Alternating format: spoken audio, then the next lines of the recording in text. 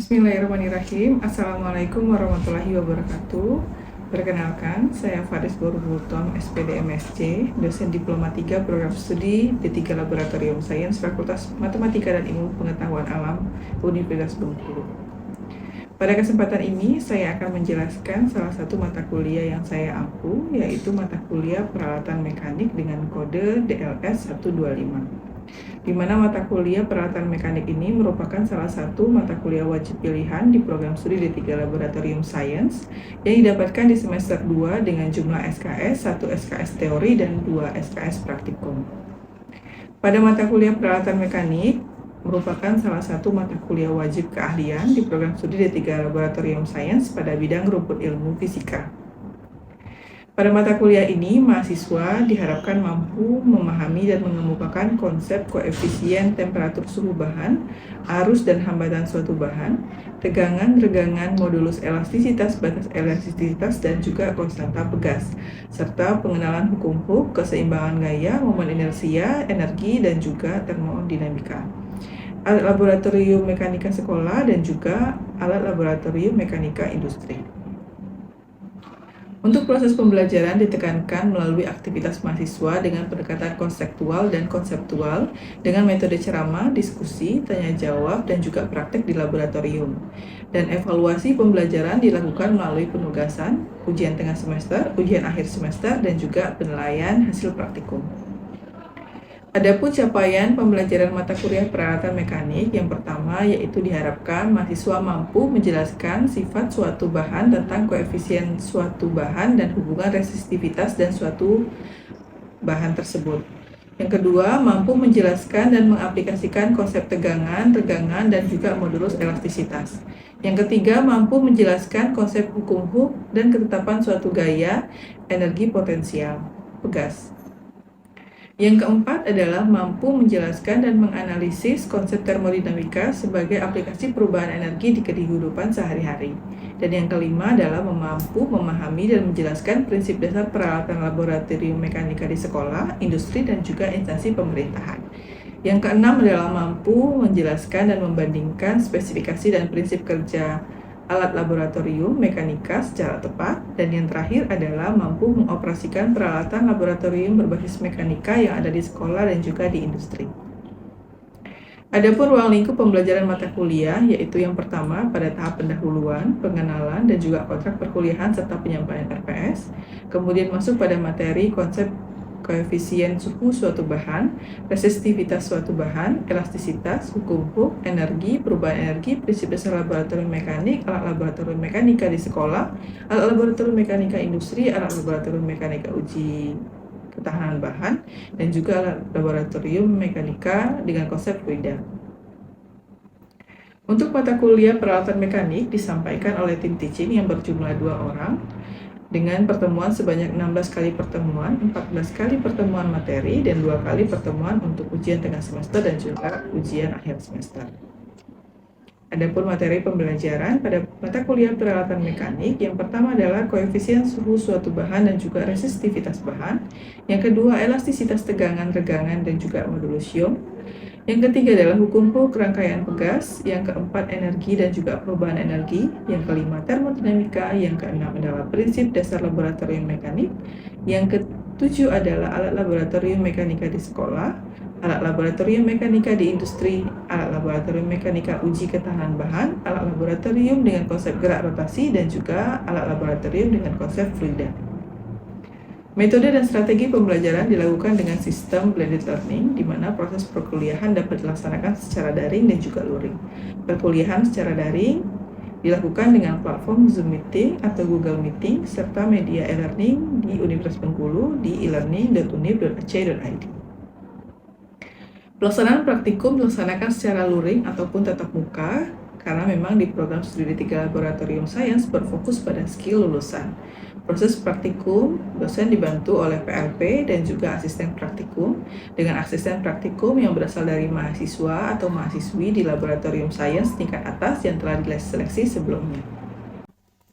Teknik pembelajaran yang saya gunakan yaitu yang pertama delivery, di mana bagaimana cara kita menyampaikan materi kepada mahasiswa. Materi delivery ini yang saya gunakan adalah ceramah, diskusi kelompok. Metode ceramah yang saya gunakan ini lebih berfokus pada mahasiswa agar mahasiswa lebih mudah mengerti tentang materi yang akan saya sampaikan. Selanjutnya adalah diskusi kelompok, di mana saya melakukan diskusi kelompok dengan memberikan topik-topik diskusi yang kemudian akan dibahas bersama kelompok dan juga akan dipresentasikan di depan kelas, yang hal ini bertujuan untuk mengasah pola pikir kritis dan juga problem solving mahasiswa, serta sebagai media memberikan dan bertukar pendapat pada proses pembelajaran dan student center learning. Yang kedua adalah interaksi. Dalam perkuliahan, saya selalu menekankan interaksi dengan mahasiswa melalui proses bertanya dan juga memberikan pendapat. Interaksi dosen dan mahasiswa dilakukan dengan berdiskusi mengenai topik-topik permasalahan, proses bertanya jawab dan diskusi lainnya yang berkaitan dengan materi ataupun hal-hal lain yang berkaitan dengan pembelajaran. Diskusi di luar jam pelajaran tetap dapat dilakukan melalui bertemu langsung ataupun juga di grup WhatsApp yang telah dibentuk sebelum perkuliahan dimulai. Yang ketiga adalah teknik asesmen, yaitu penilaian dan juga evaluasi, di mana secara umum penilaian diambil dari komposisi 40% teori dan juga 60% praktikum. Dengan penilaian teori dilihat dari kehadiran, keaktifan, penugasan, ujian tengah semester, dan juga ujian akhir semester. Penilaian praktikum mencakup pretest, post-test, laporan, dan juga responsi. Dengan hasil asesmen nantinya akan disampaikan kepada mahasiswa melalui secara langsung dan juga melalui portal akademik. Untuk mempermudah menyampaikan materi, saya juga selalu menyiapkan RPS, bahan ajar berupa slide presentasi dan juga handbook. Selain itu, pada saat praktikum, saya juga menyiapkan panduan praktikum sebagai pedoman pelaksanaan praktikum. Kemudian untuk strategi pembelajaran, teknologi pembelajaran yang saya terapkan bertujuan untuk dapat meningkatkan kualitas mahasiswa dan juga menghasilkan lulusan yang berkompeten serta profesional di bidang laboratorium science yang nantinya diharapkan dapat menjadi laboratorium profesional di kemudian hari. Berikut ini saya tampilkan video perkuliahan pada salah satu materi pembelajaran pada mata kuliah peralatan mekanik. Selamat menyaksikan. Assalamualaikum warahmatullahi wabarakatuh. Waalaikumsalam warahmatullahi wabarakatuh. Selamat pagi semuanya. Pagi, Bu. Bagaimana kabarnya hari ini, sehat? Sehat. Saya juga orangnya senang menjadi senang hari ya. Baik, hari ini sebelum memulai perkuliahan peralatan mekanik untuk materi selanjutnya, saya mau mengajak dulu kehadiran mahasiswa yang hadir hari ini. Edis, dia, Tito, Ya Bu. Rati, dan Fitra Andra. Ini hadir ya. Baik, hari ini kita akan kembali melanjutkan pembelajaran kita di mata kuliah peralatan mekanik. Yang pada minggu lalu kita sudah membahas mengenai sifat-sifat situasi ulangan yang dimana sebuah keberadaan ini dapat bersifat konduktor dan isolator. Nah, hari ini kita akan mempelajari pada bab baru, yaitu tentang elastisitas. Pernah melihat benda elastis? Benda elastis apa yang pernah teman-teman lihat? Karet. Kemudian? Pir atau per? Di tengah pagi, jadi apa ya? Sarapan juga pir ya. Bagus kesehatan. Baik. Nah, dalam pembelajaran hari ini saya akan menjelaskan mengenai ruang lingkup sub CPMK pada pertemuan ini tentang bagaimana rekan mahasiswa nanti mampu menjelaskan dan mengaplikasikan konsep tegangan, dan juga modulus elastisitas serta aplikasinya dalam kehidupan sehari-hari.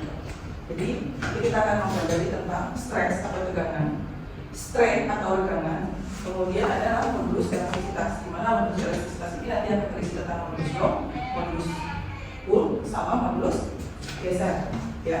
Dan kemudian juga kita akan mempelajari tentang aplikasi di peralatan mekanik yang berkaitan dengan tegangan dan juga modulus elastisitas. Nah, saya kasih gambar dulu. Ini gambar apa ya? Ada yang tahu nggak kira-kira ini gambar apa? Dan kalau Anda bertemu dengan gambar ini, apa yang Anda pikirkan? Siapa yang tahu? Ini. Oke, silakan Yusuf. Yusuf izin menjawab. Itu adalah benda suspensi yang mampu meredam kejutan dan lonjakan impact suatu kendaraan. Oke, bagus. Gambarnya sudah mulai mengarah pada konsep elastisitas. Apa yang menekan ini apa ya? Nah, kalau yang ini, yang batangan ini, yang ada itu tadi apa? Suspensi. Jadi nanti akan naik turun. Ada suspensi di dalam motor, mengenai motor itu di dalam ada suspensi. Yang terus bergerak, tinggal motornya bisa berjalan. Pada konsep yang pertama adalah tegangan. Tapi tegangan yang dimaksud pada pembelajaran kita kali ini adalah perbandingan antara gaya dan juga luas penapang sebuah benda. Jadi benda elastis saja yang menggunakan karet. Oke, kita coba karet ya. Kalau karet, kita gambarkan karet itu seperti ini, potongan karet. Karet itu kan kalau karet doang bentuknya bulat ya, kalau kita butik jadi panjang ya. Nah, di ujung sini pasti ada luas penapangnya. Yang perempuan biasanya suka pakai kuncir, itu pakai karet. Kita anggap ini batas awal. Ini ada luas penapangnya. Kalau misalnya karet ini kita tarik dengan gaya F, kira-kira momennya atau memanjang? Ya, nggak boleh memendek. Kita akan terkejut kalau lihat karet terus memendek. Nah, ini karet sepanjang L, ketika ditarik dengan gaya F, dia akan bertambah panjang sebesar perubahan panjang L atau delta F. Inilah yang disebut sebagai tegangan. Ketika dia kendor, kita tarik, jadi kan pecah. Misalnya teman-teman pakai celana ini ada karetnya, ketika belum dipakai kan kecil ukurannya. Ketika dipakai celana tadi mengikuti bentuk tubuh atau bentuk pinggang kita, benar? Ya, makanya dia menekan. Tapi kalau misalnya ukuran celananya tidak sesuai dengan batas elastis dari sebuah karet tadi, kira-kira apa yang terjadi pada celana itu? Gak muat, bisa-bisa robek atau putus kali karetnya, ya. Jadi kalau pakai celana, pakai rok itu harus sesuai ukuran pinggangnya. Jangan celana adanya dipakai sama kakaknya, ya. Oke, masih ingat di mata kuliah fisika dasar ada dimensi. Dimensi itu menunjukkan besaran dan juga satuan yang dimiliki dari sebuah besaran pada tegangan ini. Jadi ada dimensi gaya, ada luas yang Newton per meter persegi, ini namanya apa? Ini? Satuan. Yang ini? Namanya? Besaran. Ada besaran dan satuan. Dan kemudian bisa kita turunkan menjadi dimensi. Nanti penurunan seperti apa? Kita sudah dibahas pada mata kuliah fisika dasar. Nah, kemudian ada namanya regangan. Selain tugas tadi menegang, ada juga kondisi ketika dia meregang. Peregangan ini adalah perubahan yang dialami sebuah benda dibandingkan dengan keadaan awalnya. Jadi kalau tadi kita lihat karet ini ada panjang awalnya atau L0 dibandingkan dengan perubahan panjangnya. Jadi rumus dari kalau tegangan tadi adalah gaya per satuan luas atau dengan satuan Newton per meter persegi. Kalau regangan dia epsilon delta L atau perubahan panjang dibagi dengan L0 atau panjang awalnya. Jadi ketika teman-teman mereka mahasiswa mencari tegangan, itu harus tahu ini cara bacanya apa tadi? Epsilon. Apa ini? I. Ini tegangan atau stres.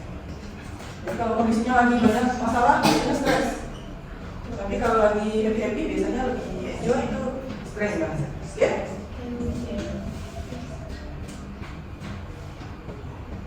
Tegang itu penyebabnya, akibatnya bisa meregang. Kalau lama-lama kita tarik, dia akan mencapai batas elastisnya. Jika dia sampai ke batas elastisnya, maka akibatnya dia akan regang, tidak bisa kembali ke posisi semula. Mungkin di peralatan mekanik di SMP atau SMA, rekan-rekan itu akan menemukan namanya slinky. Ada yang tahu slinky? Atau main anak-anak juga ada yang namanya slinky. Jadi itu bentuknya seperti ini, bisa ditarik panjang. Tapi kalau dia sudah lama ditarik dengan tegangan tertentu, lama-lama dia akan regang, tidak bisa kembali dalam posisi yang sama. Itu contoh dari tegangan dan tegangan. Ini seperti ini gambarannya untuk karet tadi. Seandainya kita mempunyai sebuah karet yang panjangnya L0 yang ditarik dengan panjang dengan gaya F sejauh delta L untuk perubahannya. Nah ternyata tegangan dan tegangan ini ada dua jenis. Ada tegangan tarik atau strain, ada tegangan descent atau shear. hapus dulu ini.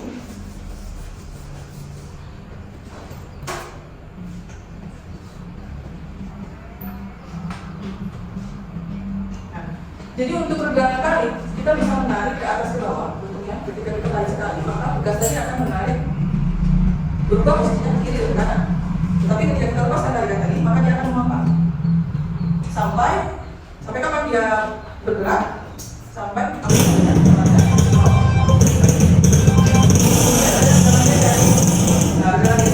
biasanya pada permukaan yang berbeda jauh dari X dan sebesar tingginya. Jadi kita membuka sebuah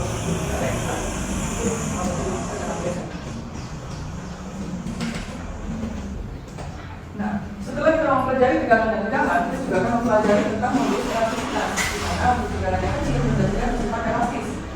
Faktor perbandingan antara tegangan dan tegangan didefinisikan sebagai modulus elastisitas.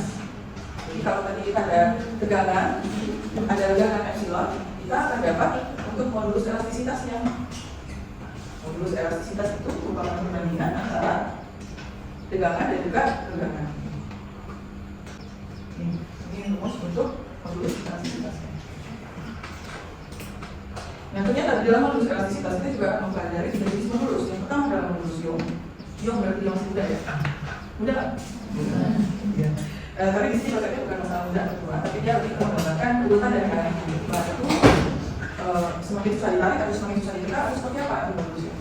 Kalau lama-lama manusia ini lama-lama akan muncul urutan yang berbagi wajah. Jadi modulus elastisitas itu juga dalam kehidupan sehari-hari fisika itu sebagai problem solving. Kenapa problem solving? Ketika ada muncul urutan-urutan di wajah, muncullah banyak perusahaan-perusahaan yang berlomba-lomba untuk memberikan anti-aging supaya tidak timbul perubahan-perubahan di wajah. Kenapa? Ternyata tubuh kita itu punya batas elastis juga. Usulan wajah kencang nanti lama-lama kan mengendur. Kalau mengendur dia akan mengerut. Nah, itu semakin susah ditekan, semakin susah ditekan, itu menggambarkan modulus Young. Lalu ada modulus geser yang menggambarkan kekakuan bahan dari modulus geser itu semakin susah diikuti. Misalnya ada strut, tahu strut? Strut itu yang laki-laki biasanya tahu strut ya itu ya. Strut itu kalau diikuti yang besar, strut besar susah diikuti. Tapi kalau strut yang kecil kan itu menggambarkan modulus geser. Lalu ada modulus Young yang menggambarkan kemampuan bahan untuk mematahkan. Nah, untuk modulus Young dia dipengaruhi oleh gaya normal, yang mana gaya normal itu tidak harus ada luas permukaannya. Ya, jadi ada ini, sama seperti ini, ada gaya, ada luas permukaan, ada permukaan panjang dan juga selisih permukaan panjangnya.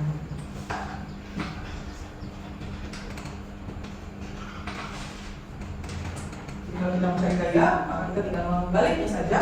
Ini kalau kita mau kita cari gayanya, F, berarti yang kita keluarkan adalah D. Lalu ada delta L, L0 dikali dengan faktor luas permukaan. Satuannya nanti apa kalau untuk gaya? Satuan gaya? N itu apa? Nah, dari sebuah bahan, beberapa bahan, ini ada beberapa bahan yang saya ambil dari buku Giancoli, buku gariskan Giancoli. Untuk material aluminium, dia memiliki modulus Young sebesar 10 kali 10 pangkat 9 Newton per meter persegi.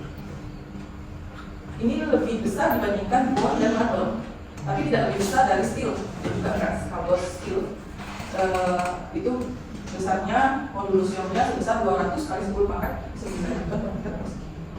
Nah, kuat ya. Sampai di sini ada yang mau bertanya? Ya, silakan. Tekanan tanah sekali dengan MPF ekosistem apa contoh alat dan tegangan tegangan? Alat uji modulus elastisitas. Jadi alat uji modulus elastisitas itu salah satunya seperti ini. Ini juga bentuk dari penerapan konsep tegangan dan modulus elastisitas. Nah, parameter yang dapat diuji pada alat ini namanya tensil. Ini bisa mengukur ketegangan atau stres dari sebuah bahan. Kemudian ada pergeseran gaya, waktu gaya, dan juga hasil dari perpindahan atau pergeseran yang ditampilkan nantinya. Nah, alat ini nanti bendanya ditaruh di sini. Kalau dia untuk mengukur kekuatan daya tariknya, dia bisa diletakkan di sini, jepit di sini atau di sini, kemudian ditarik. Atau juga bisa memotong, merobek, menekuk, dan juga membengkokkan sebuah benda. Jadi alat ini. Kalau di gambar ini kecil, tapi kalau pada kenyataannya dia besar. dan akan dibantu dengan desktop monitor untuk komputer untuk menampilkan hasil yang kemudian akan dicetak. Hasil tegangan dan juga modulus yang atau modulus basis. Itu Jessica yang contoh lain pernah melihat kompas. Kompas itu atau stopwatch, pernah lihat stopwatch? Dimatikan dulu atau dihidupkan saja ketika kita mau menyimpan stopwatch ini. Dihidupkan saja. Dimatikan sehingga kotak taruh kembali. Gitu. Ya, atau dihidupkan saja, masukin kotak, hidupkan, terus taruhnya di luar. Gimana? Coba siapa yang memilih untuk dimatikan? Oke, yang dihidupkan. Oke, cuma dua yang dihidupkan. Nah, yang benar konsepnya adalah dihidupkan saja. Kenapa harus dihidupkan saja? Karena di dalam stopwatch ada tugas. Nah, tugas itu tadi kita belajar tegangan dan tegangan. Ketika kita matikan dia secara paksa, kita tidak tahu apakah posisinya stopwatch ini dalam keadaan menegang atau menegang. Jadi ketika menyimpan stopwatch, kita hidupkan saja, masukin ke dalam kotak. Nanti dia akan berhenti sendiri ketika posisinya sudah kembali ke posisi semula. Tetapi sebenarnya ada semua pembayaran. Ketika tugas ini ada paksa berhenti, kemudian mungkin dia sedang dalam keadaan menegang, seminggu kemudian baru digunakan lagi, apakah dia akan kembali ke posisi semula? Tidak. Nanti dia akan kembali, tapi dia tidak akan kembali memampat seperti keadaan semula, dan itu akan menyebabkan kerusakan pada alat. Jadi itu harus menjadi perhatian karena yang menjadi awal. Nah, kemudian ada modulus geser. Modulus geser ini masih berkaitan dengan gaya dan juga lurus nampak. Kalau tadi modulus yong itu tegak lurus terhadap luas permukaannya, sedangkan gaya itu sejajar dengan luas permukaannya. Yang terakhir adalah modulus bulk. Untuk modulus bulk ini sama dengan tegangan, tapi dia berbeda dari volume. Kalau tadi kita berbicara tentang panjang, satuannya adalah meter. Kalau volume satuannya meter kubik. Ya, jadi kalau tegangan kedua kita tahu modulus bulk. Dia lebih ke karena dia memampatkan sebuah barang, sehingga kita akan berhubungan dengan volume. Misal kita dalam sebuah tabung, kalau yang suka cuci mobil biasanya pernah lihat hidrolik.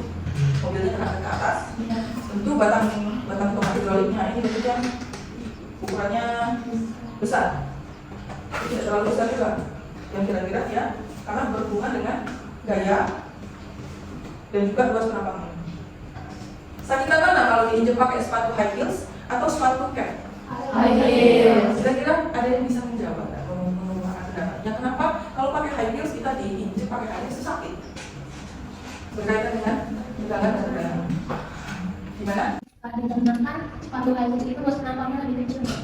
Jadi dari gaya yang diberikan, sebenarnya tegangannya lebih kecil.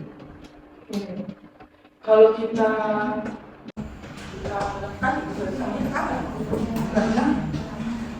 Masih ingat rumus tekanan? Tekanan sama dengan gaya per satuan luas. Masih ingat? Jadi tegangan itu berhubungan dengan tekanan, stres tekanan.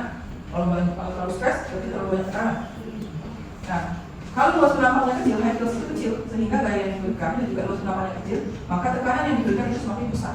Coba kalau pakai sepatu cap, coba diinjek sama Karina pakai high heels, sedangkan Adi pakai sepatu cap, bisa kita diinjek sama Karina yang pakai high heels. Apalagi high heelsnya yang ukuran 7 cm, ujungnya runcing, bahaya, bisa bolong kakinya. Nah, kemudian kalau kita berbicara mengenai tegangan, kita juga harus tahu bagaimana konsep tegangan dan tegangan itu akan bekerja. Konsep tegangan dan tegangan ini akan bekerja sesuai dengan kurva ini. Jadi ada kurva, kita baca kurvanya dari kurang dari 1% sampai dengan 30% tegangan dengan batas proporsional tegangannya. Kita lihat ini ada 0, ini ada O dan A, B, C, D. Di titik O sampai A ini adalah sifatnya masih elastis.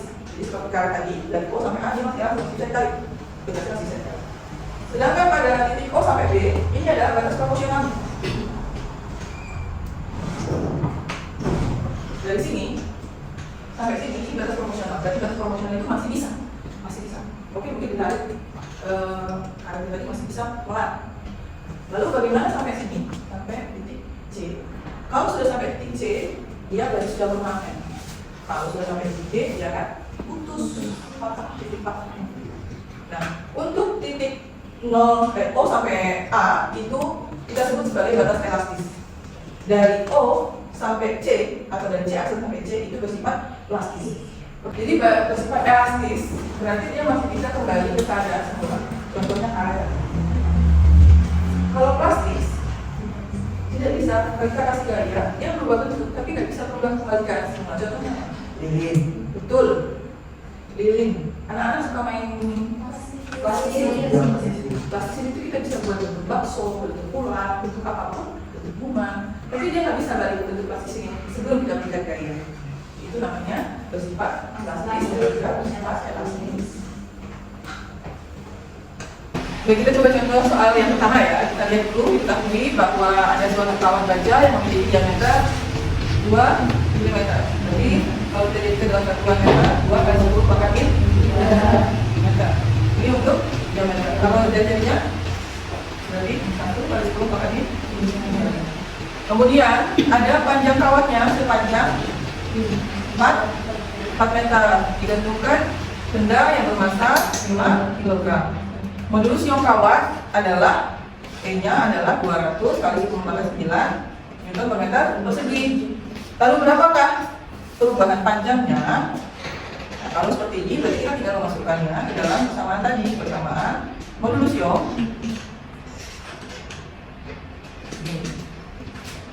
Jadi yang dicari adalah perubahan panjangnya, sehingga kita tinggal EA F M.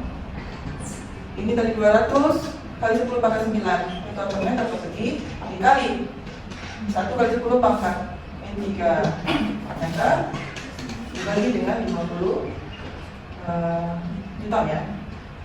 50 ini didapat dari massa dikali gravitasinya. Massanya 5 kilo, gravitasinya ditambah 10.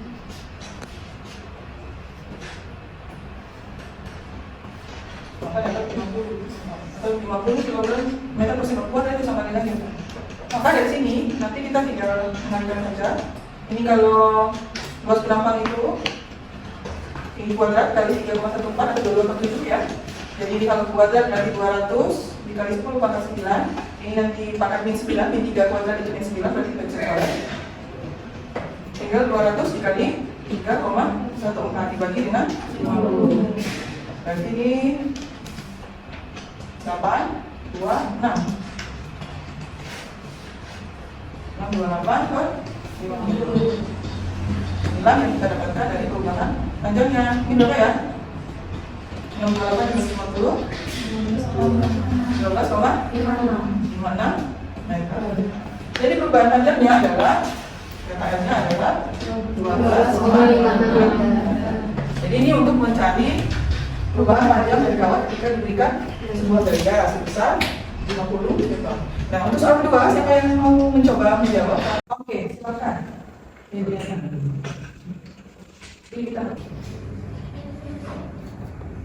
Oke, terima kasih. Jadi mungkin kita bisa lihat bersama dari yang dikerjakan sama Bu tadi sudah benar, tetapi baru sampai mencari konstanta. Setelah ada konstanta, baru kita bisa menghitung frekuensinya. Nah, frekuensinya 1/2 pi diakarkan K dibagi massa. Konstanta dibagi massa, sehingga dapatlah frekuensinya sebesar 3,67 Hz. Ya. Nah, sampai di sini ada yang ingin ditanyakan? Kalau tidak ada lagi untuk latihan di rumah. Untuk latihan di rumah, ini latihan soal yang teman-teman semua bisa mendiskusikan di rumah. Dan kita akan diskusikan kembali di minggu yang akan datang. Jika tidak ada lagi pertanyaan, soal perkuliahan hari ini kita cukupkan dengan kata bersama hamdalah. Amin. Jadi, wabillahi taufiq wal hidayah. Assalamualaikum warahmatullahi wabarakatuh. Demikianlah video pembelajaran mata kuliah peralatan mekanik. Mohon maaf apabila terdapat kesalahan dalam penyampaian. Saya akhiri. Wassalamualaikum warahmatullahi wabarakatuh dan sampai jumpa.